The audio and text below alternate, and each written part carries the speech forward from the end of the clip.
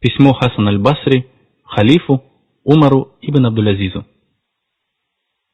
Абу Нуайм в своем известном труде Хилия аль-Аулия приводит рассказ от Ибрахима ибн Абдуллы ибн Абу аль-Асвада о том, что в один из дней один из величайших ученых ислама, Хасан аль-Басри, отправил Умару ибн Абдуль-Азизу послание, в котором было сказано: «А затем, поистине этот мир временная обитель, и никто не останется здесь навсегда, и поистине Адам был низведен сюда в наказание, а посему, о повелитель правоверных, остерегайся этого мира. Здесь запасаются тем, от чего отказываются, и богатеют тогда, когда беднеют. Каждый миг он приносит жертвы, унижает тех, кто почитает его, и делая нищим того, кто копит земные богатства. Его блага подобны яду, кушает его только тот, кто не знает, что это такое, и гибнет от него.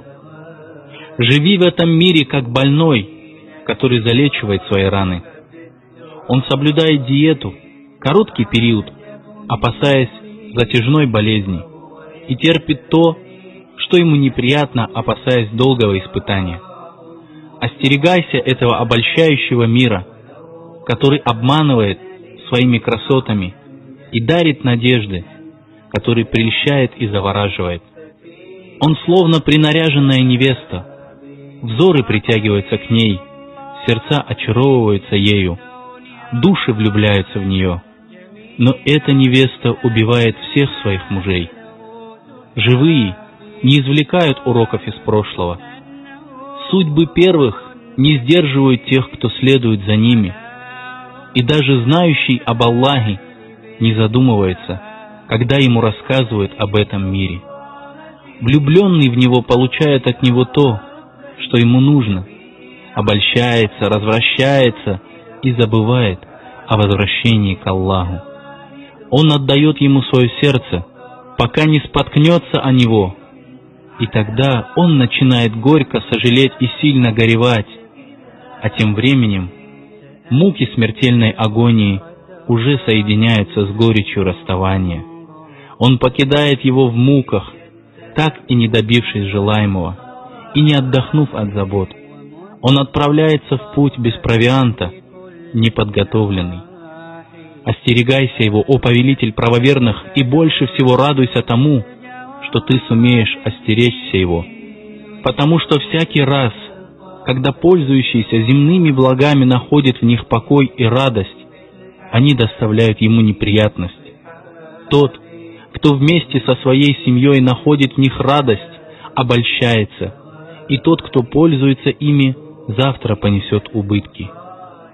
В этом мире ожидания сопряжены с испытаниями, и пребывание в нем есть умирание.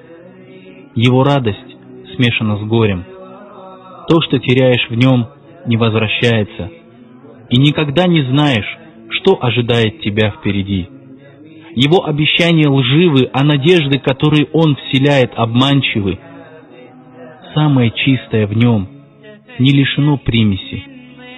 И жизнь здесь в тягость. Здесь потомку Адама всегда угрожает опасность. И если он разумен, то ограждает себя от удовольствий и проявляет бдительность в беде.